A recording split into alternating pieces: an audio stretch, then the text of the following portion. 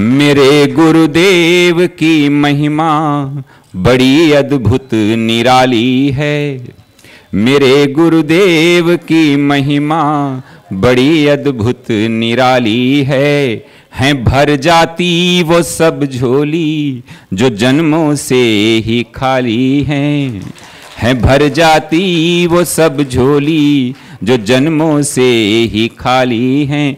यहाँ तम की नहीं सत्ता, यहाँ हर दिन दिवाली है। यहाँ तम की नहीं सत्ता, यहाँ हर दिन दिवाली है। भराया लोक अंतर में, नजर में प्रेम लाली है। 244 द्वैते नहि नमद्वैतम्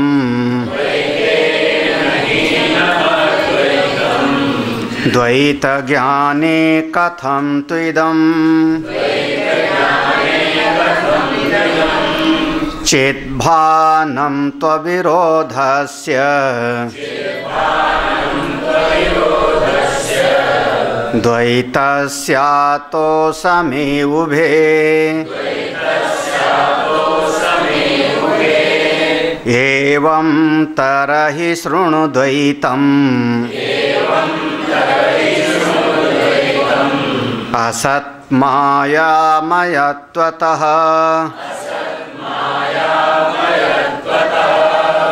तेन वास्तवमद्वैतम्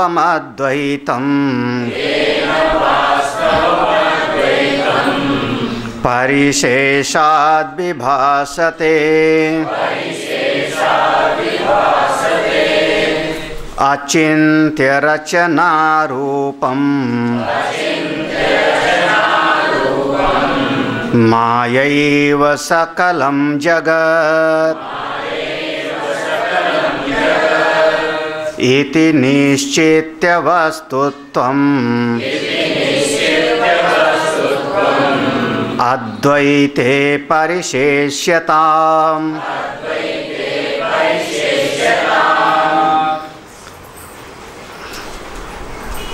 किसी ने प्रश्न पूछा आचार्य से, अब यहाँ इसको हम कहते हैं पूर्व पक्षी।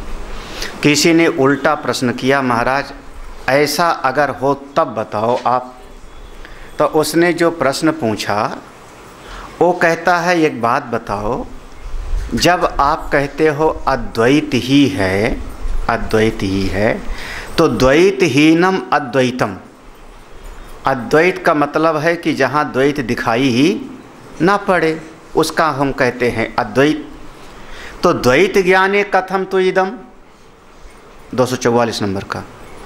तो जब तक हमको इस जगत में द्वैत दिखाई पड़ रहा है तब तक अद्वैत कहाँ से हुआ? अद्वैत तो आप कहते हो कि अद्वैत है, और हमको अद्वैत का मतलब पहले हमारी समझ में ये आया, ये पूर्व पक्षी कह रहा है अद्वैत का मतलब ये है कि जहाँ पर द्वैत की सत्ता ना होवे उसका नाम होगा अद्वैत। और ये जो द्वैत दिखाई पड़ रहा है हमको, ये पशु अलग, पक्षी अलग, देवता अलग, दैत्य अलग, तो जब तक द्वैत का ज्ञान है तब तक फिर अद्वैत का बोध हुआ कहा। और अगर आप कहो कि चित स्वरूप का, तो चिद्भानम तु अविरोधस्य, जो चित तत्व है चैतन्य, उसका ना तो द्वैत से कोई विरोध है और ना ही कोई अद्वैत से विरोध है। द्वैत अद्वैत किसी से विरोध नहीं। तो जैसे आप जिस प्रकार से आप अद्वैत की सिद्धि कर रहे हो कि चैतन्य जो है वो अद्वैत है, तो हमको फिर द्वैत की सत्ता को स्वीकार कर लेने में हर्ज क्या है? भाई तुम्हारी हिसाब से जो अद्वैत कह रहे हो वो कह रहे हो द्वैत दिखाई पड़ता रहे तो भी अद्वैत है। हमने समझा था कि द्वैत समाप्त हो जाए तब अद्वैत है। तो तुम्हारे ज्ञान के बाद भी द्वैत समाप्त तो नहीं हो रहा है। तो तुम कह रहे हो कि द्वैत के दिखाई पड़ते पड़ते भी अद्वैत हो सकता है। कौन? वो ज्ञान की दृष्टि से चित चिद तत्व की दृष्टि से। तो हम द्वैत को भी स्वीकार कर लें, अद्वैत को भी स्वीकार कर लें, और दोनों का मूल चेतना को क्यों ना स्वीकार कर लें। ठीक है। हाँ भाई, तुम पुरुष हो स्त्री हो द्वैत है, ठीक है, पुरुष स्त्री द्वैत। मनुष्य की दृष्टि से अद्वैत हो, दोनों चाहे पुरुष हो चाहे स्त्री हो, इसके दृष्टि से भेद है, द्वैत हो गया। मनुष्य की दृष्टि से हो गए आप अद्वैत। और पुरुष को भी जानने वाला, स्त्री को भी जानने वाला, मनुष्य को भी जानने वाला, उसका किसी से विरोध है नहीं, तो उसको क्यों न स्वीकार कर लें। तो द्वैतस्य अतः समय उभे, बिल्कुल बराबर है। तो कहते हैं नहीं, यहाँ तुम्हारे लिए जो है सैद्धांतिक रूप से यहाँ समस्या पैदा हो जाएगी। सैद्धांतिक रूप से समस्या, एक तो त्रैतवाद की सिद्धि हो जाएगी, दूसरे चेतन जो है पुरुष वो अनेक की सिद्धि हो जाएगी, सांख्य दर्शन की हो जाएगी। तो ये हमारा मत नहीं है। देखो, अगर एक दृष्टि से ये वाली बात पढ़ाई जावे ना नए नए बच्चे को, तो लगेगा बिल्कुल सही है, बिल्कुल परफेक्ट है, बिल्कुल अपने प्रश्न लग रहा है, बिल्कुल परफेक्ट होगा। भाई एक वृक्ष है, आम का है, कटहल का है, जामुन का है, द्वैत है, लेकिन जंगल अद्वैत है। जब हमने जंगल कह दिया तो अद्वैत है। तो जंगल को भी जानने वाला, कटहल आम को भी जानने वाला, उसका ना अद्वैत से विरोध है और ना द्वैत से विरोध है। तो हम ऐसा क्यों ना समझ लें। तो कहते हैं यहीं तो गड़बड़ हो जाएगा। हाँ, ये सब दर्शन के विषय हैं, ये सब दर्शन के विषय हैं और गंभीर दर्शन के विषय हैं, इसीलिए हम कल इसको थोड़ा जंप किए थे शाम को। तो कहते हैं एवं तरहि सुनो, अगर तुम ऐसा कहते हो तो सुनो, ये हमारा मत नहीं है। जब हम कहते हैं अद्वैत तो हमारा ये विचार नहीं है। तो आपका क्या है? तो कहते हैं द्वैतम असत। अब देखो, अपनी निष्ठा, हमारी निष्ठा है द्वैतम असत। सारा का सारा जितना द्वैत है उसकी सत्ता को हम स्वीकार नहीं कर रहे। तुम तो स्वीकार कर रहे हो उसकी सत्ता को, हम कह रहे हैं द्वैतम असत। सारा द्वैत असत है। असत माने जो कभी पैदा ही नहीं हुआ, जो कभी हुआ ही नहीं, लेकिन भाषित तो हो रहा है, हमको दिखाई तो पड़ रहे। तो कहते हैं मायामयत्वतः, आपको जो दिखाई पड़ रहा है वो माया के कारण दिखाई पड़ रहा है, अविद्या के कारण भाषित हो रहा है। हमारे बोध की दृष्टि से द्वैतम असत, बिल्कुल। हाँ, तो द्वैत असत है, बचा क्या फिर? हाँ, जब द्वैत सारा का सारा भेद असत है। हाँ, तो अगर आपने कहा कि उधर मनुष्य है इधर चेतन है, तो ये भी तो द्वैत है ना। देखो, आपने कहा मनुष्य है या आपने कहा जंगल है, तो जंगल को भी जानने वाला भीतर चेतन, द्वैत तो हो गया ना। और हम क्या करें? द्वैतम असत। जितना भेद है वो सबका सब मायामयी है। तो जब तक तुम, अगर तुम कह रहे हो कि मनुष्य को जानने वाला मैं चेतन, तो उसको मैं कहूँगा चिदाभास है। वो चेतन का वो हमारा अद्वैत नहीं है। वो चिदाभास पे ला रहा, चेतन अनेक हैं, वो चिदाभास पर लावेगा। और हम कह रहे नहीं, यहाँ भी तो द्वैत है, द्वैतम असत। क्यों? मायामयत्वतः। एकमात्र जहाँ पर ये मनुष्यत्व भी गया और मनुष्यत्व का बोध भी गया, ज्ञेय भी गया, ज्ञाता भी गया, दृष्टा भी गया और दृश्य भी गया, वो अपना अद्वैत सत्य है। तेन वास्तवम अद्वैतम। इसको कैसे समझोगे? परिशेष न्याय के द्वारा। परिशेष, ये परिशेष न्याय हम लोगों को ब्रह्मसूत्र में पढ़ाया जाता है, उसके पहले नहीं पढ़ाया जाता। इसीलिए हमने ज़्यादा इस पर कभी जोर दिया नहीं होगा, लेकिन अब पंचदशी में इसका जिक्र आ गया। परिशेष न्याय माने जितनी गलत चीज़ है उसको हम काट देते हैं, जो सत्य है उसको कभी कोई काटा नहीं जा सकता, तो उसको हम स्वीकार कर लेते हैं। जो शेष बचा, जो शेष बचा, जिसको कोई गलत सिद्ध ना कर सके, जिसको कोई काट ना सके, उसको हमने एज इट इज स्वीकार कर लिया। इसका नाम है परिशेष न्याय। नहीं समझे? हमने एक आध बार दृष्टांत दिया है ना, कि जैसे वो दृष्टांत याद करो कि टोकरे में 10 प्रकार के फल रखे थे। हाँ, जो लोग सुना होगा, 10 तरह के फल हैं। हमने बच्चे को समझाया कि जो गोल गोल सा पीला पीला सा है वो फल मत लाना, वो फल मत लाना। क्यों? क्यों? क्योंकि हमको कोई ऐसा फल चाहिए जो विशिष्ट फल है। गोल गोल पीला पीला मत लाना, जो लंबा लंबा पीला पीला होगा गुच्छे में उसको मत लाना, काट दिया। फिर हमने कहा जो काला काला गुच्छे में होगा उसको मत लाना। फिर उसके बाद हमने कहा जो भूरे भूरे रंग वाला होगा, मिट्टी जैसा दिखने वाला मटमैला, उसको मत लाना। अब पूछना पड़ेगा कि मैंने क्या कहा। हाँ, फिर उसके बाद जिसको दबा के देखोगे थोड़ा सा गला गला सा लगेगा, हाँ, उसको मत लाना। जितने फल थे सबको काट दिया, अंत में उसमें एक फल बचा। बच्चा ने देखा ये नहीं ये नहीं ये नहीं ये नहीं, तो बस इसी को कहा होगा, इसका नाम है परिशेष न्याय। अंत में उस एक फल को लेकर के वो बच्चा हमारे पास, जितने 10 फल थे 10 में से 9 का मैंने निषेध कर दिया, जो बचा उसको, इसका नाम है परिशेष न्याय। व्यतिरेक दृष्टि से, हाँ हाँ, व्यतिरेक दृष्टि में वहाँ साधन की दृष्टि से स्वीकार किया गया। परिशेष न्याय हम उसको स्वीकृति दे रहे हैं, वहाँ पर नेति नेति में वो साधन है। व्यतिरेक अन्वय व्यतिरेक वहाँ साधन है, और जहाँ पर हम परिशेष न्याय कह रहे हैं हम उसको ग्रहणार्थ कह रहे हैं। वो मेरा अपना ही स्वरूप है, शरीर में नहीं हूँ, अन्नमय कोश नहीं, मनोमय कोश नहीं, विज्ञानमय कोश नहीं, प्राणमय कोश नहीं, आनंदमय कोश नहीं, तो जो है वो मैं हूँ। इसका नाम है परिशेष न्याय। अचिन्त्य रचना रूपम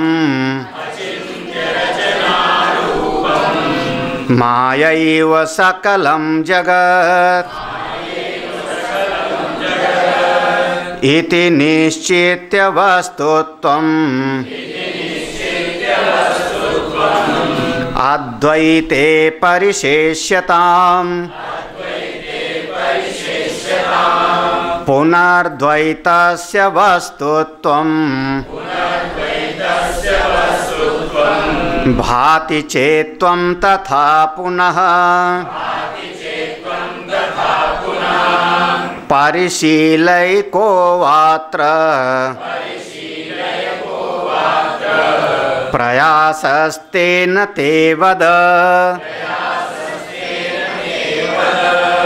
ये द्वैत दिखाई क्यों पड़ा? अचिन्त्य रचना रूपम। महाराज ये जो द्वैत दिखाई पड़ रहा है तुमको ना, इसको बनाने वाली जो देवी हैं वो अचिंत्य हैं। तो अचिंत्य का जो बनाया हुआ है वो भी अचिंत्य होगा क्या? नहीं समझ भैया? अरे चना से पैदा हुआ तो चना होगा, मिठाई से बना तो मिठाई होगा। तो जब तुम बनाने वाली को ही नहीं समझ पा रहे हो, अचिंत्य है, तो उसने जो बनाया तो वो भी अचिंत्य रूप है। तो ये सारा का सारा जगत माया, ये सकलम जगत, ये सारा का सारा जितना द्वैत जगत है ये सब का सब अचिंत्य मायामयी। अचिंत्य माने इसके बारे में ठीक ठीक समझा नहीं जा सकता। आप कभी जगत के बारे में ठीक ठीक धारणा मत बनाओ। हमारे दुख का कारण यही एकमात्र है।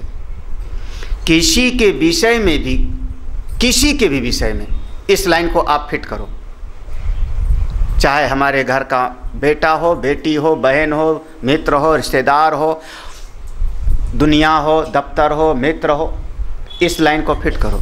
अचिंत्य, किसी के बारे में भी कोई धारणा बना लोगे कि ये व्यक्ति मेरा भला करने आया है, ये व्यक्ति मेरा मित्र है, ये व्यक्ति मेरा अपना है, आप अपने दुख का बीज बो रहे हो। अपने दुख का बीज बो रहे हो, क्योंकि जब वो खरा नहीं उतरेगा आपकी कसौटी पर तब कहोगे अरे हमने जो सोचा था खराब हो गया। हाँ, धारणा का रूप ये, हमारी श्रद्धा टूट गई। हमारी श्रद्धा तो बहुत थी लेकिन टूट। इसका मतलब क्या? आपने धारणा कोई बना लिया था, आपने कोई पहले से प्रेजुडाइज्ड माइंड होके आए थे, एक दुराग्रह बना लिया था। हमने तो सोचा था इस लड़की से शादी करेंगे तो बहुत सुखी हो जाएंगे, सब बेकार हो गया, जिंदगी नरक हो गई। इस लड़के से शादी करेंगे तो जीवन सुखमय आनंदमय सारा जिंदगी। क्यों? आपने इस लाइन को नहीं समझा था कि जगत कैसा है? अचिंत्य।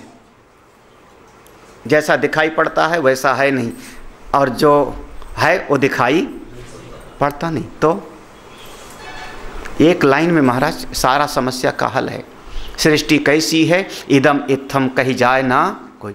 और आप तुरंत एक धारणा बनाने के लिए तैयार हो, नहीं नहीं ये मेरा अपना है, ये हमको जब सेवा करेगा बुढ़ापे में तो बुढ़ापे की लाठी बनेगा तो मैं बड़ा आनंदित होऊंगा। आपकी ये धारणा आपको जब दुख देगी तब क्या करोगे? मत बनाओ धारणा, क्योंकि सारी सृष्टि कैसी है, अचिंत। अचिंत तो अचिंत सृष्टि कैसी है, अचिंत। कोई धारणा मत बनाओ। एक क्षण में शांति, एक क्षण में शांति, क्योंकि हम कुछ सोचते ही नहीं इसके बारे में। ये भला है कि दुष्ट है, ये पापी है कि पुण्य। एक आपने लाइन बनाई, मतलब आपने अचिंत को स्वीकार नहीं किया। अचिंत रचना रूप माया ये वो सकलम जगत। क्या बात है महाराज। इसी धारणा पर तो रावण ने परीक्षा लिया ना।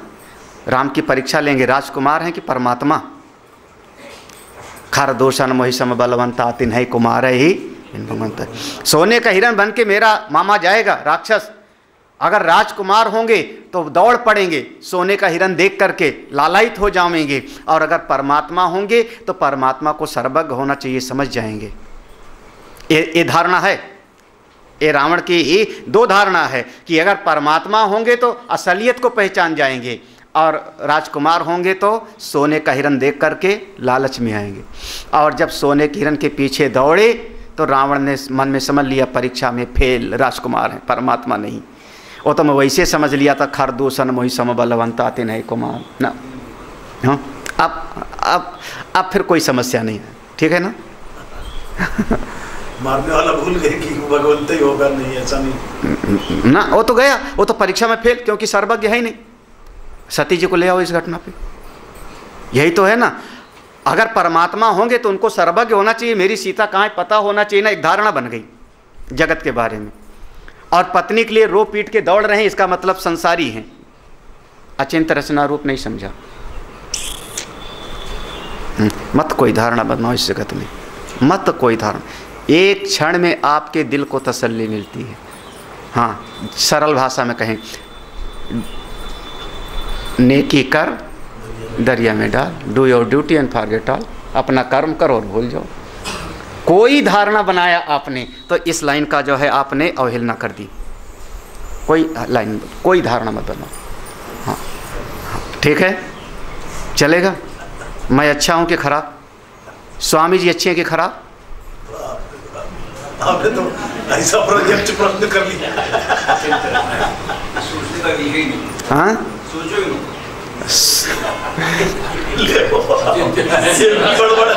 ये भी गड़बड़। अब आप ये कह दो कि अच्छे हैं, आपका धारणा बन गई। क्योंकि फिर जब हम डांटेंगे तो तुम्हारी नानी याद आ जाएगी। और आप जब कह दो कि बुरे हैं तो महाराज कभी बड़े प्यार से भी तो बात करते हैं, कभी समझाते भी तो हैं। हाँ, हमको तो आपसे कुछ नहीं चाहिए, फिर भी जो है एक मन में आता है नहीं, जितना हमको समझ है गुरु कृपा से उतना मैं पढ़ा दूँ, उतना मैं समझा दूँ। क्या है, अब क्या कहूँ। हाँ, तो अचिंत्य रचना रूपम, बस एक लाइन समझो, बहुत आनंदित रहोगे। एक लाइन, अचिंत्य क्या है सृष्टि, अचिंत्य रचना रूपम, बस कुछ मत समझो। हाँ, जो समझते हो वही आपका बंधन है, जो समझे वो आपका बंधन है, वही आपको दुख देने वाला है। मत समझो, मत समझो।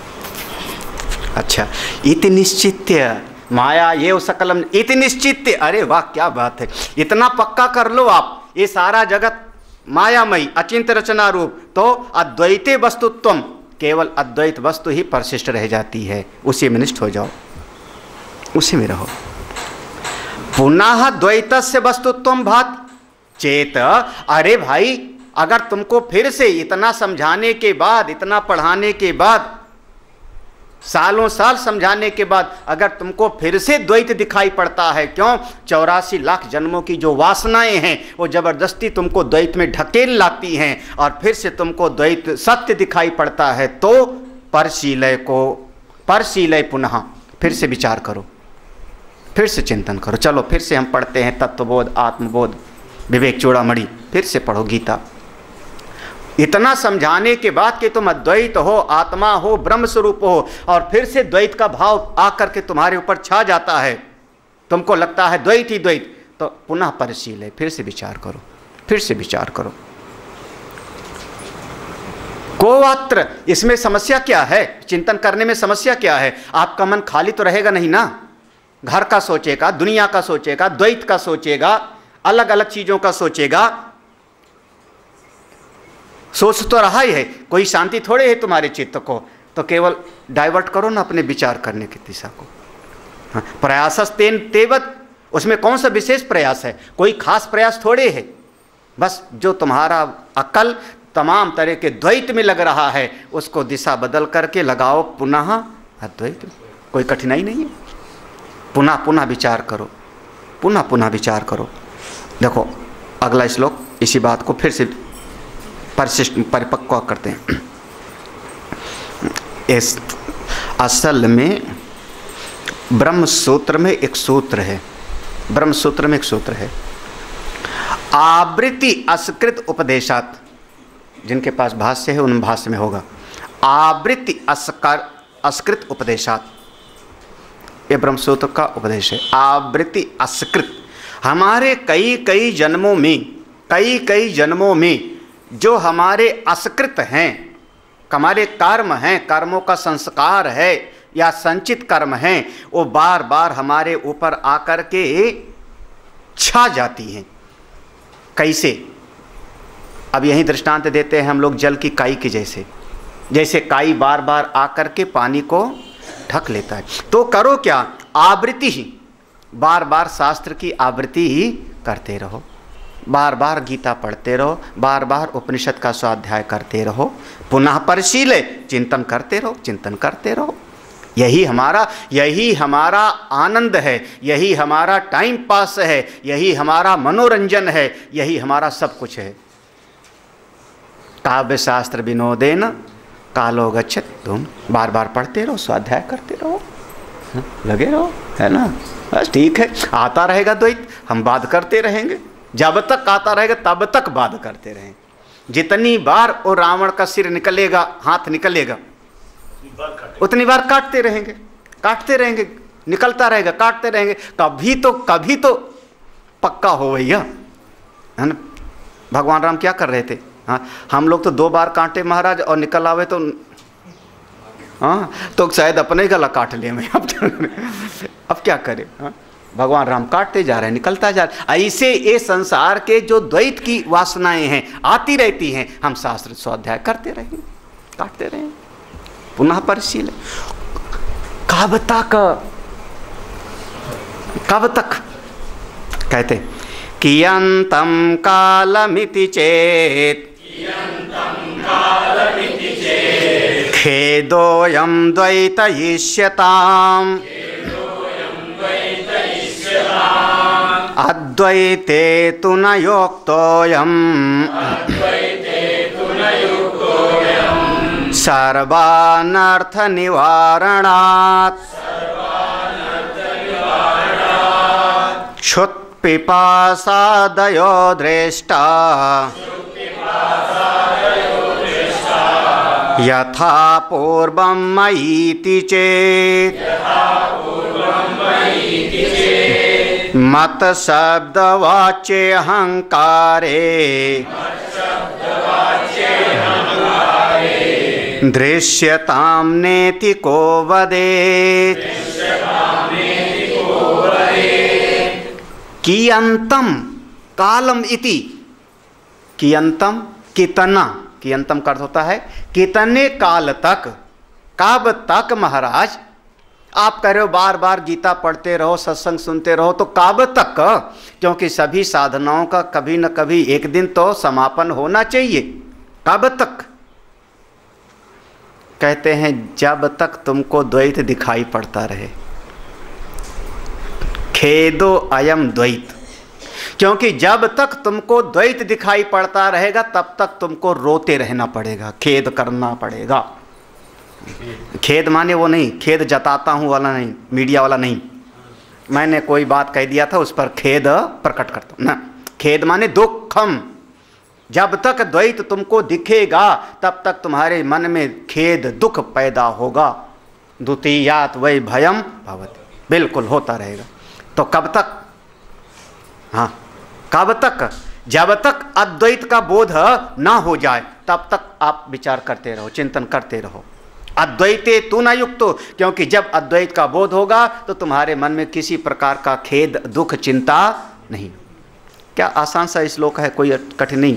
सर्व अनर्थ निवारणात्, क्योंकि अद्वैत बोध में, आत्मबोध में जितने अनर्थ हैं, अनर्थ राग द्वेष, सुख दुख, शोक मोह, हानि लाभ, विजय पराजय, ये सब अनर्थ माने जाते। काम क्रोध लोभ मोह मद मात्सर्य, ये सब अनर्थ माने जाते। ये जितने आपके जितने अनर्थ हैं वो सब का सब आत्म स्वरूप में, द्वैत स्वरूप में निवृत्त हो जाते, निवारणात्। इसलिए जब तक अद्वैत का बोध नहीं होता तब तक आप इसका श्रवण मनन करते रहो। ये नहीं कि कल 30 तारीख है, कल समापन हो जाएगा तो छुट्टी। कब तक श्रवण करते रहें? जब तक तो रोज है गुरुदेव, रोज यही क्रिया है। जब तक द्वैत दिखाई पड़े तब तक करते। वही पूछ रहा है, ये कह रहे हो जब तक द्वैत दिखाई पड़े। अरे क्षुत पिपासा आदयो दृष्टा, रोज भूख लगेगी, रोज प्यास लगेगी। हाँ, जैसे कल था वैसे आज, यथा पूर्वम। हाँ, जैसे कल था वैसे आज, जैसे आज है वैसे आगे भी रहेगा। तो ये तो हमेशा ही रहेगा। तो महाराज कब तक करते रहेंगे फिर? तो इसका मतलब हमको कभी ज्ञान होगा नहीं। इसका मतलब कभी ज्ञान होगा नहीं, क्योंकि भूख प्यास तो लगेगी ना, वो तो दिखाई पड़ेगा ना। हाँ, तो कब तक चिंतन करें, कब तक विचार करें? आपने तो कह दिया कि जब द्वैत का निषेध हो जाए, अद्वैत में निष्ठा हो जाए तो आपका पूरा हो जाएगा। और द्वैत में ही तो प्यास लगेगी, द्वैत में ही तो भूख लगेगी, द्वैत में ही तो कपड़ा पहनेंगे। तो कब तक? कह रहे हैं ये जो तुम दिखा रहे हो ना, मत शब्द वाच्य अहंकारे, मत शब्द वाच्य अहंकारे, ये जो तुम कह रहे हो ना, इसमें दो चीज को आपने जोड़ के बात किया। मत शब्द वाच्य, मत शब्द और अहंकारे, इसमें जो तुम कह रहे हो, आप हमको ये बताओ कि ये तुम्हारा जो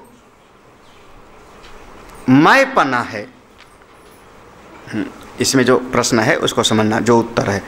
तो इसमें जो तुम्हारा मैंपना है, उस मैं को भूख लगेगी कि मैं को प्यास लगेगा, कि मैं को कपड़ा पहनना होगा?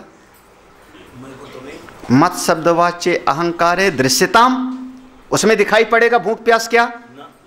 हाँ, तो फिर तो समस्या कहाँ? फिर तो हो सकता है द्वैत की निवृत्ति।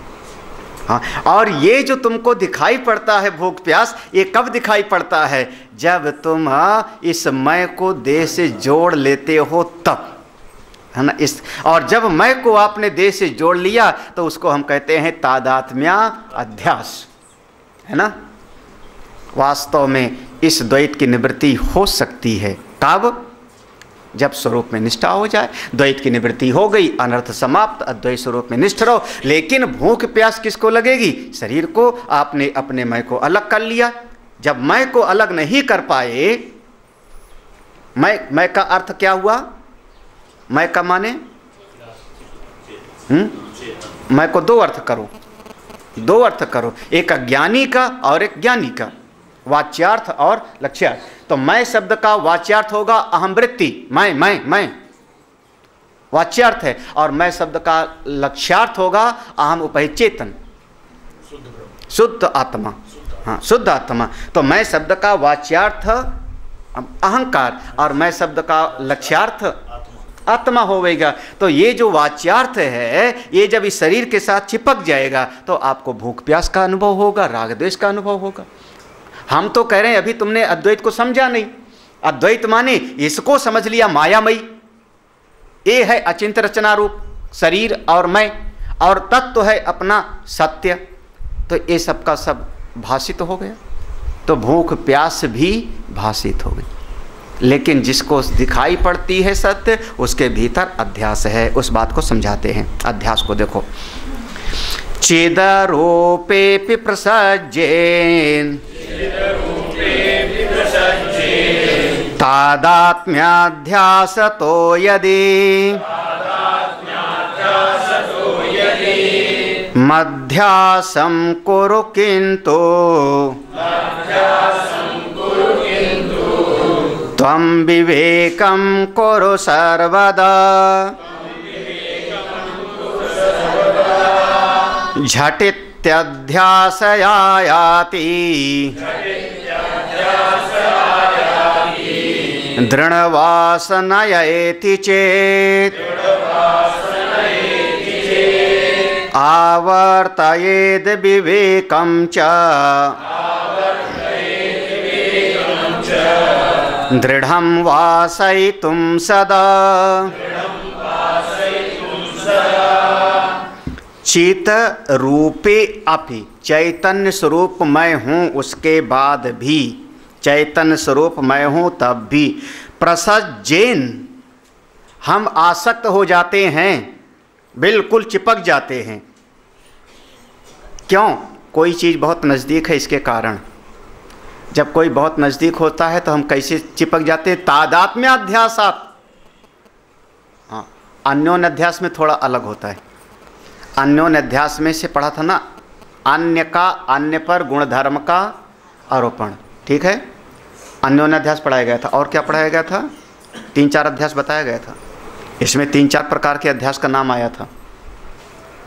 अन्योन्य अध्यास, संसर्गाध्यास, धर्माध्यास, ये सब जो भी आए होंगे याद कर लेना, फिर से भूल जाते हो ना।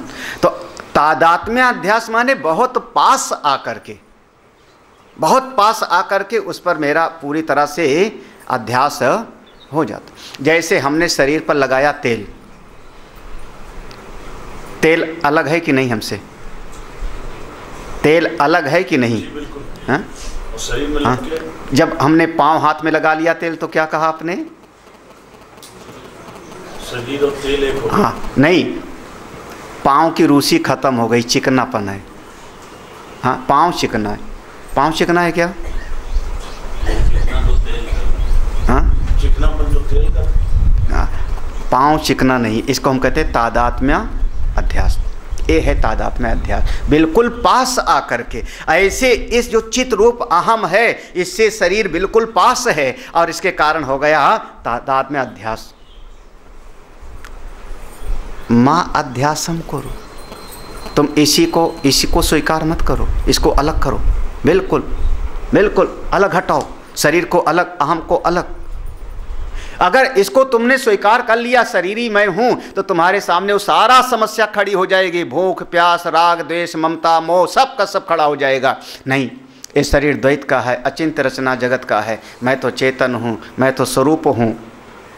इस विवेक को सदा कुर सर्वदा, इस विवेक को हमेशा बनाए रखो। दोनों को चिपकने मत दो। किसको? अहम को और देह को। नहीं तो देहात्म बुद्धि हो जाएगी आपकी। सबसे ज़्यादा समस्या यही है यार। न जाने भगवान को क्या पड़ी थी, शरीर बनाया और हम भोगे, है ना।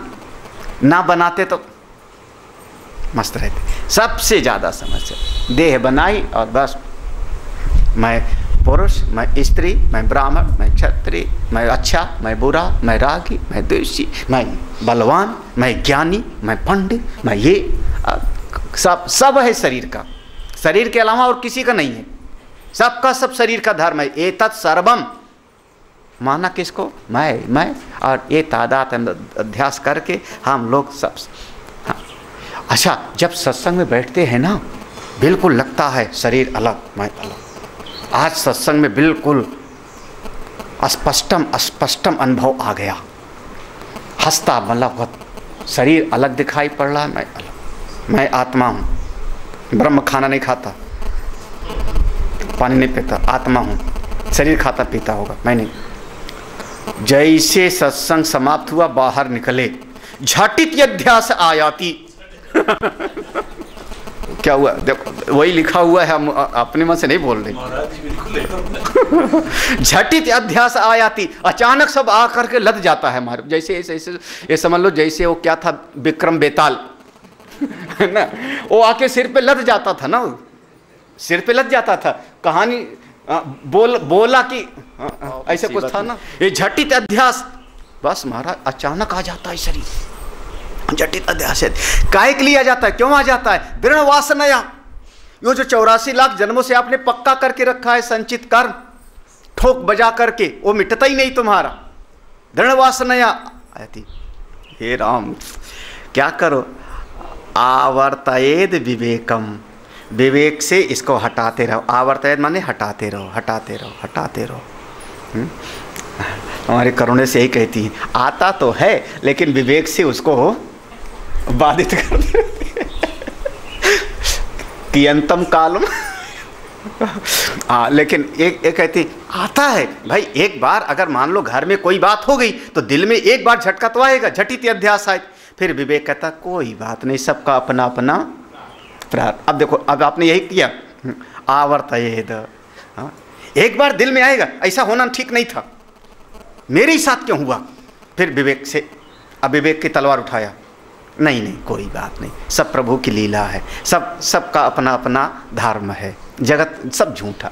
तो आप कर क्या रहे हो, बार बार आवर्तयेद विवेकम च, बार बार इसको हटा रहे हो, हटा। और इस विवेक की वासना को दृढ़ करो, दृढ़म वासयितुम सदा।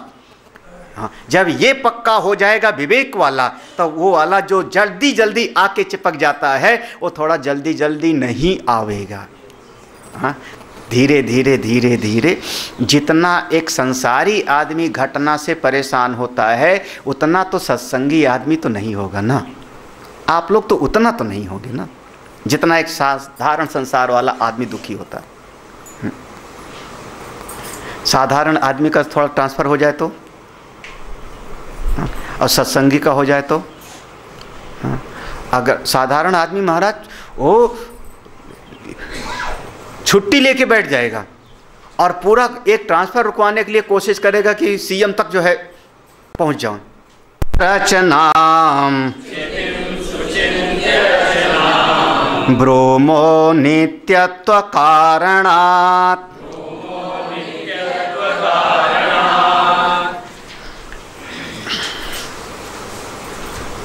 देखो अब यहाँ पर जो बात कही गई है थोड़ा कोशिश करना समझने का। विवेके द्वैत मिथ्यात्वम, विवेक होने पर जब बुद्धि जग जाती है तो द्वैत का मिथ्यापन तो थोड़ा बहुत समझ में आ जाता है, ठीक है, विवेके द्वैत मिथ्यात्वम। लेकिन यहाँ पर जो बात है वो कह रहा है, यहाँ जो विचार का प्रश्न है कि मिथ्या दिखाई नहीं पड़ता, मिथ्या दिखाई नहीं पड़ता, यह जो अपना अहंकार है ये तो मेरे अनुभव में आता है, ये अनुभव में आता है, बिल्कुल सही बात है। लेकिन ये जो द्वैत जगत है, ये द्वैत जगत मिथ्या है, ये अनुभव में हमको हो नहीं। जब देखते हैं तो हमको पेड़ दिखाई पड़ता है, पशु दिखाई पड़ता है, मिथ्या कहाँ दिखाई पड़ता है हमको। तो जैसे अहम का अनुभव होता है, आज मैं हूँ इसका अनुभव होता है, तो ये जगत का द्वैत का मिथ्यापना ऐसा अनुभव में नहीं होता। हाँ, युक्ति से, युक्त्या एव इति, युक्त्या एव, यो माने युक्ति से ही, तर्क से ही आपकी बात पक्की हो जाती है कि यह सारा का सारा जगत चूंकि बदल जाता है, एक जैसे नहीं रहता, इसलिए ये जगत मिथ्या है। कैसे कैसे लगता है, युक्त्या यो, युक्ति से ही। अनुभव में तो आता नहीं कि झूठा है, अनुभव में जब आएगा तो पेड़ अनुभव में आएगा, अनुभव में तो दीवाल आ रही है, अनुभव में तो दीवाल आ रहा है। युक्ति से आप भले सिद्ध कह दो कि दीवाल नाम की चीज नहीं है, बस अणु अणु है, परमाणु परमाणु है, लेकिन अनुभव में तो दीवाल आ रही। तो आप ये जो कहते हो अचिंत्य रचना तु अस्य, ये सारा का सारा सृष्टि जितना भी कुछ ये जगत है ये सब अचिंत्य रचना वाला है। ये सब अचिंत्य रचना माने माया है अचिंत्य, तो माया ने जो बनाया उसको नाम दिया हमने रचना। माया ने बनाया तो रचना हो गई, माया की रची हुई, तो माया है अचिंत्य, तो माया की बनी हुई चीज को हमने नाम दिया अचिंत्य रचना। अचिंत्य रचना। तो कह रहे हैं कि इसका जो अचिंत्य रचना जो तुम कह रहे हो, इसका अनुभव तो फिलहाल होने वाला नहीं। तो अनुभूति ही स्वसाक्षी की, अपने साक्षी पने का तो अनुभव हो सकता है। हाँ, आप इस बात को समझना। हाँ, साक्षी पने का तो अनुभव होगा कि हाँ सारे जगत का मैं साक्षी हूँ, लेकिन ये द्वैत का मिथ्यात्व का अनुभव होना ये संभव नहीं। अब इसका आप कोशिश करना इसके भाव को पकड़ने का। द्वैत, आपकी निष्ठा कहाँ पर है? आप क्या कह रहे हो कि द्वैत को मिथ्या समझो, हम क्या करें कि द्वैत के रहते हुए भी साक्षी को मान ले में द्वैत भी है और द्वैत को जानने वाला मैं साक्षी हूँ, तो ये सीधा सीधा द्वैतवाद हो जाएगा। जीव अलग और जगत ईश्वर अलग, मध्वाचार्य का सिद्धांत हो जाएगा या निम्बार्काचार्य का सिद्धांत हो जाएगा कि जगत के मिथ्यात्व का अनुभव हमको नहीं। सांख्य दर्शन का सिद्धांत पूरा का पूरा, या आप दूसरे मीमांसा दर्शन का हो जाएगा। हाँ, क्योंकि जगत नित्य है, तो जगत का वो मिथ्यात्व के लिए वो प्रश्न कर रहा है।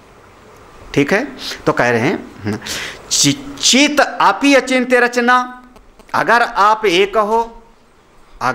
कहो कि चित आपी अचिंत्य रचना, ये जो भीतर का चेतन है चिदाभास, ये भी अचिंत्य की रचना है, ये भी अचिंत्य ने ही बनाया, माया नहीं बनाया, तो कोई बात नहीं। तरही तूनो वयम, तरही तूनो मने उसको वैसे रहने दो, कोई बात नहीं। लेकिन हम क्या करें? अब आगे का अब यहाँ से उत्तर हो जाएगा। चित्तिम सुचिंत्य रचनाम ब्रोमो नित्यत्व कारणात्। यह जो अपना चिदात्मा है, अपना चैतन्य स्वरूप है, जो अपना चैतन्य ये नित्य है, और चूंकि नित्य होने के कारण इसको हम अचिंत्य रचना नहीं कहेंगे। ठीक है, नहीं समझ। रचना माने जिसको बनाया जावे, रचना माने रोचना, रचना माने बनाना, उत्पत्ति, जिसको बनाया जावे उसको हम कहते हैं रचना। जगत की रचना किसने किया? कब किया? अचिंत्य ने, तो जगत हो गया अचिंत्य। तो उसने कहा कि जो चेतन है आपका, उसको भी आप कहो कि अचिंत्य रचना है, वो भी अचिंत्य रचना है। तो हम क्या कह रहे हैं, ये जो जगत है ये एक समय पर दिखाई पड़ता है, और अपना चैतन्य कभी ऐसा नहीं होता कि उसका अभाव होवे। रचना माने क्या?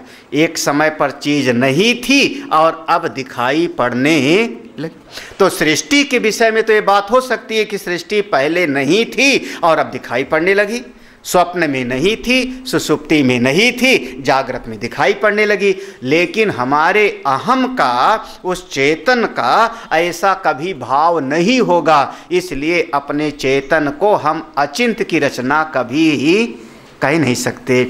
और जो वस्तु की रचना होती है वो मिथ्या हो गई, वो द्वैत में आ गया, उसकी उत्पत्ति है तो उसका विनाश भी। अब एक शास्त्रीय शब्द दे करके इसको समझाते हैं कि जो चीज का एक प्रारंभ होता है उसको हम कहते हैं प्राग भाव। हाँ, चेतन का प्राग भाव नहीं है, और जगत का प्राग भाव शास्त्रों में स्वीकृत है। बस ये समझिए, जगत का प्राग भाव शास्त्रों में स्वीकृत है और चेतन का प्राग भाव है नहीं, क्योंकि मैं नहीं हूँ ये बात कभी किसी को अनुभव में नहीं है। मैं नहीं हूँ, कल मैं नहीं था, आज रात के 12 बजे मैं हुआ, वो सब भ्रम है। कितने बजे जन्म हुआ बच्चे का? हाँ, कितने, कौन सा दिन, मंगल के दिन, कितने बज के कितने मिनट पर, वो सब केवल अपना जन्म कुंडली बनाने के लिए रख लो। अन्यथा गर्भ में भी तो बच्चा जिंदा था। अब ये मत कहो ना कि गर्भ में जिंदा नहीं था। हाँ, गर्भ में जरा सा बच्चे का हलचल बंद हो जावे, डॉक्टर लोग परेशान, तो जिंदा तो था, वहाँ भी तो था बच्चा। हाँ, महाराज गर्भ में भी लात मारता है वो बगल वाले भाई को, अगर जुड़वा बच्चे हैं तो। अब हमने जो देखा ना वो नेशनल जियो पर, तो वो उसने लात मारी बगल वाले की, जगह खाली कर हमारी। अब बताने वाले ने यही बताया, लात क्यों मारी है उसको, क्या जिसने जैसा समझा वैसा बताया। साइंटिस्ट ने जो बताया कि उसने लात मारी बगल वाले को, जुड़वा थे गर्भ में दोनों, लात मारी। क्यों लात मारी? क्योंकि जगह की लड़ाई है। तो वो जो उस पर अपना व्याख्यान दे रहा था, उसने कहा कि गर्भ में भी जगह के लिए लड़ाई होती। तो इसलिए जो है बच्चा जिंदा तो है गर्भ में, तो कैसे कहते हो कि आज 5:09 पे पैदा हुआ? जन्म हुआ क्या? चेतन का, अपने चैतन्य का। कभी ऐसा नहीं होगा कि मैं नहीं था, मैं जन्म के समय भी था और इस दुनिया में पृथ्वी पर जन्म के पहले भी था और गर्भ में आने के पहले भी कहीं न कहीं स्वर्ग नरक में तो मैं था। इसको कहते हैं प्राग भाव मेरा नहीं है, जगत का प्राग भाव है। इसलिए जगत अचिंत्य रचना है, जगत द्वैत है, जगत मिथ्या है, आत्मा सत्य है। हम ये नहीं कह रहे कि जगत भी रहने दो और आत्मा को भी रहने दो।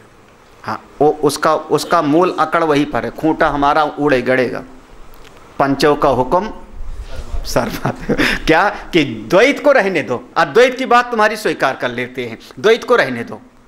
वो कहते ना, तुम्हारे द्वैत का जब तक मिथ्यात्व पक्का नहीं होगा तब तक अद्वैत में आपकी असलियत बात समझ में नहीं। वो द्वैत को पक्का करने के लिए कह रहा है कि ज्ञान होने के बाद भी तो भूख प्यास लगेगी। तो हम कह रहे हैं ज्ञान होने के बाद जो भूख प्यास लगेगी तादात्म्य अध्यास के कारण लगेगी। ठीक है ना? वो बस लगातार प्रश्न को समझो। यहाँ जो विचार की प्रक्रिया है वो कह रहा है द्वैत को छेड़ो मत, ऐसे रहने दो और फिर आत्मा को जान के उसमें तुम्हारे अद्वैत को मैंने मान लिया, तुम्हारे अद्वैत को मान लिया, द्वैत को रहने दो। आचार्य कहते हैं रहने क्यों दें? जो चीज़ झूठी है उसको रहने क्यों दें? क्योंकि अगर द्वैत रहेगा तो कभी न कभी द्वैत की वासना तुम्हारे इस ज्ञान को ढकती रहेगी और तुम रोते रहोगे, खेद करते रहोगे। इसलिए जब तक द्वैत की सत्ता जरा भी है तब तक आप विवेक करते रहो, विचार करते रहो, जरा भी है तब। प्राग भावो नानुभूतः चितेर्नित्या ततश्चिति द्वैतस्य प्रागभावस्तु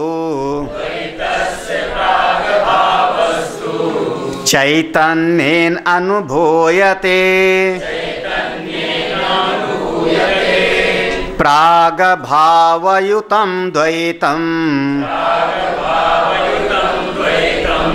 रच्यते हि घटादिवत्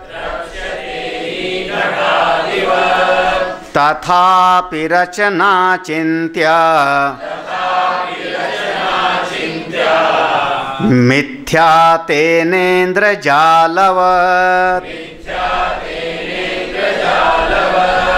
कहते देखो, प्राग भावो नानुभूतः चितेर, अपने चैतन्य का प्राग भाव, मैं परसों नहीं था, मैं कल नहीं था, ये बात कोई कहे नहीं सकता। अपने ना होने का कभी अनुभव नहीं होता है ना? क्यों? क्योंकि चिते नित्या, जो चैतन्य है वो हमारा नित्य है। और द्वैतस्य प्राग भावस्तु, एक दिन माइक बना, एक दिन मेज बना, एक दिन पेड़ बना, एक दिन ऐसे सृष्टि बनी, ये तो सबको पता लगता है। उसमें कौन सा है? हम अनुमान से समझते हैं ना कि जैसे एक दिन ये सत्संगाल बना, तो सत्संगाल का पहले था प्राग भाव। प्राग माने पहले, अभाव, बनने के पहले ये नहीं था। हाँ, तो सत्संगाल एक दिन बना, बिल्कुल अनुभव में था। फिर आश्रम का पहले उस समय क्या था? प्राग भाव, क्योंकि उस समय आश्रम नहीं।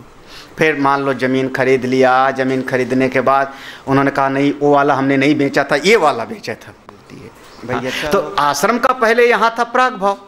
ठीक, ये बस ऐसा। हाँ, फिर उसके बाद जब रष्टि वगैरह हो गई, फिर यहाँ पर पंडाल लगाया गया, तो उसके बाद चलो ठीक है। तो जो वस्तु पहले नहीं थी बनाई गई उसको हम कहते हैं प्राग भाव। ठीक है ना? याद है? तो क्या कह रहे हैं देखो, उसी प्राग भाव द्वैत से प्राग भाव वस्तु, जितना द्वैत है उसका सबका प्राग भाव है। अच्छा, प्राग भाव का अनुभव किसने किया? चैतन्य ने। मैंने जाना ना, मेरे साथ में जो आए थे वो जाने ना कि यहाँ हैंडपंप लगाया था। सबसे पहला पंडाल कहाँ लगाया था? न्यू पूजन वाला, हाँ यहीं लगा था, जहाँ सत्संग हाल है यहीं लगा था। बीना को याद आ गया ना, यहीं जगह पर पंडाल लगाया था। तो आप फिर समझते नहीं हो, तुम लोग भूल जाते हो। किसने जाना?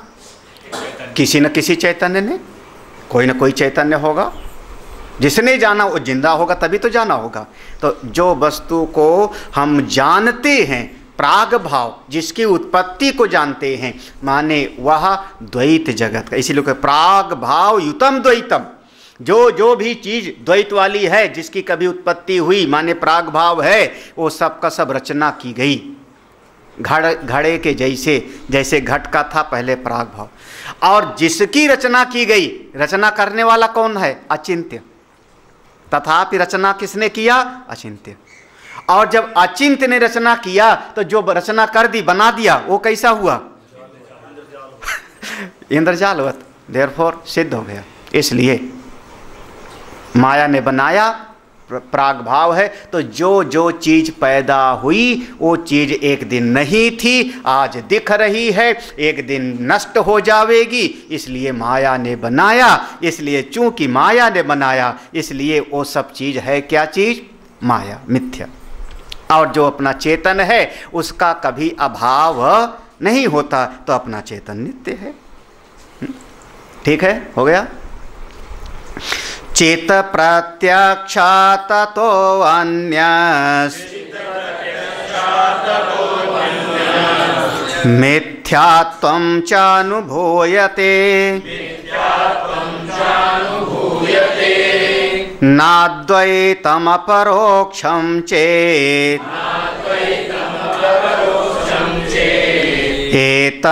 एतन्नाव्याहतं कथम्।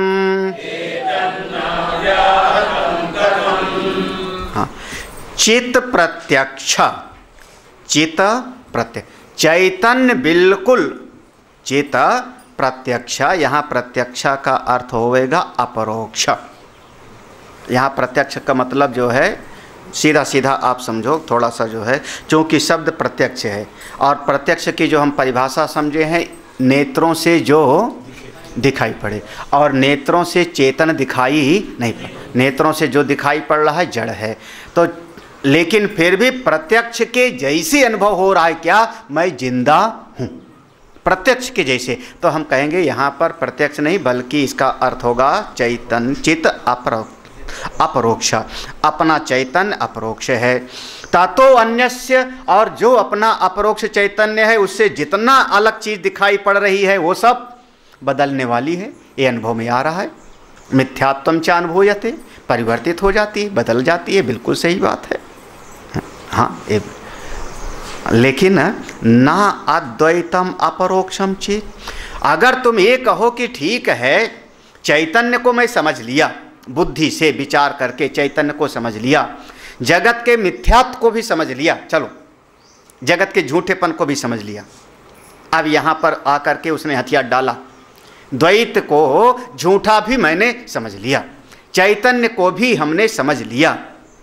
लेकिन ये जो तुम अद्वैत अद्वैत के पीछे पड़े हुए हो, अद्वैतम अपरोक्षम ना चेत, ये अद्वैत तो अपरोक्ष अनुभव में नहीं आ रहा।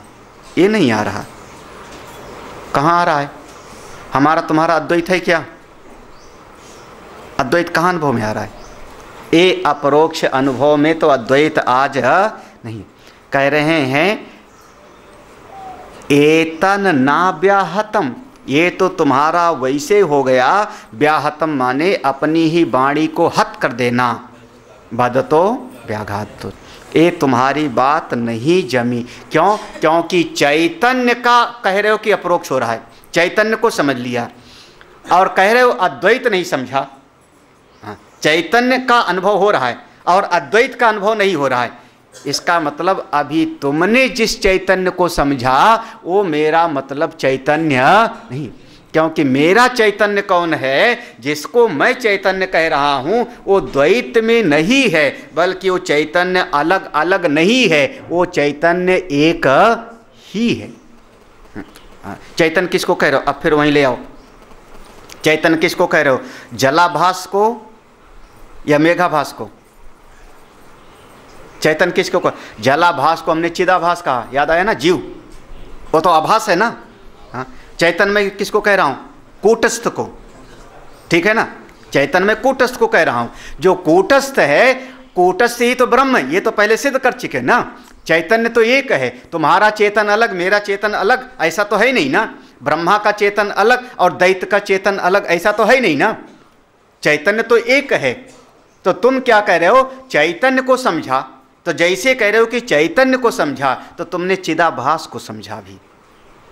अगर कह रहे हो चैतन्य को समझा लेकिन अद्वैत को नहीं समझा, तो तुमने चिदाभास को, जलाकाश को समझ लिया है, लेकिन अभी कूटस्थ को नहीं समझा। वो यही तो आपके जितने तरह के मन में विचार आ सकते हैं, सबको हम पकड़ पकड़ के काटेंगे। यही हमारा चिंतन है, और क्या चिंतन है? जितने तरह के ऊहापोह आ सकते हैं, हाँ, सबको। तो पहले तो द्वैत को झूठा मानने के लिए तैयार नहीं था, पहले तो द्वैत को झूठा मानने के लिए तैयार। वो बार बार कह रहा था अद्वैत को रहने दो, कोई बात नहीं, द्वैत को भी रहने दो, है ना। उसको बार बार जो है हमने जो है मनवाया कि नहीं, द्वैत को झूठा समझो, द्वैत को मिथ्या समझो। जब द्वैत समझ लिया तो कहता है कोई बात नहीं, द्वैत तो मिथ्या है, अब यही चलो। उसको समझने वाला है, वो अभी जिंदा है। तो ठीक है, द्वैत भी समझ में आ गया, चैतन्य भी समझ में आ गया, लेकिन अद्वैत कहाँ अनुभव में आ रहा है?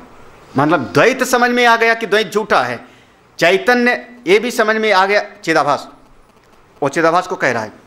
हाँ, लेकिन ये जो चैतन्य है वो सब में कहाँ है? एकत्व का बोध नहीं कर पा रहा है। एकत्व का बोध कहाँ हो रहा है? ये कहाँ हो रहा है? तो कहते हैं कि हाँ, अगर ऐसा कहते हो तो अभी तुमने जो असल में जिस चैतन्य को मैं कहना चाह रहा हूँ, उस चैतन्य को तुमने नहीं समझा। क्योंकि मेरा जो चैतन्य मैं कह रहा हूँ चिति, वो सर्वव्यापक है, वो कूटस्थ है, विभु है, और तुमने चैतन्य को अणु वाला समझ लिया, चिदाभास को समझ लिया। ठीक है, वही चेतन अद्वैत ब्रह्म है। हाँ, चलिए। अच्छा, अगर एक बात बताओ, तुमने चैतन्य को समझ लिया तो रो क्यों रहे हो?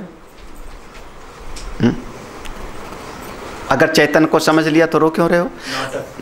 नहीं, वो जो चिदाभास को मैं मान बैठा है, तो चिदाभास को तो समझ भी लिया, जगत को मिथ्या भी समझ लिया, चिदाभास चैतन्य को उसने समझ लिया, अद्वैत का ज्ञान नहीं हुआ, तो अभी कोई ना कोई बात चिदाभास को, क्योंकि याद रखना, एक चिदाभास और ये सृष्टि दोनों एक ही थैली के चट्टे बट्टे हैं ना, उसी प्रतिबिंबित होता है, एक ही थैली के चट्टे बट्टे हैं, चोर चोर मौसेरे भाई। तो ये जगत के गुण धर्म चिदाभास को सताते रहेंगे। हाँ, वो कोई बात कहेगा तो एक बात चुभ जाएगी, किसको चुभ रही? चिदाभास। वही तो गड़बड़ है। ये उस पॉइंट को पाओ, वो देखो हमारी चित्त का दर्पण बता रहा है। तो उस समय हम बैठे कहाँ पर हैं? चिदाभास में। हाँ, फिर चिदाभास ही विचार की कसौटी ला रहा है, वो चिदाभास ही विवेक की तलवार ला रहा है, काटो काटो, ये ठीक नहीं है, क्यों दुखी हो रहे हैं, सबका प्रारब्ध है, ये सबका सब मिथ्यामयी। कौन कर रहा है सब ये? अभी उस कूटस्थ का बोध, कूटस्थ में निष्ठा अभी हमारी ही नहीं हुई है ना। क्यों? तो जब तक तुम चिदाभास में रहोगे, इस चैतन्य को आप पकड़े बैठे हो, अहम अहम को, तब तक ये जगत से सुखी दुखी होते रहोगे। क्यों रो? अगर तुमने चैतन्य को जान लिया तो हमारा वो चैतन्य है जिसको जानने से सारे अनर्थ की निवृत्ति हो जाती है। चलिए आज यहाँ पर समापन करते हैं जी। ओम पूर्णमदः पूर्णमिदं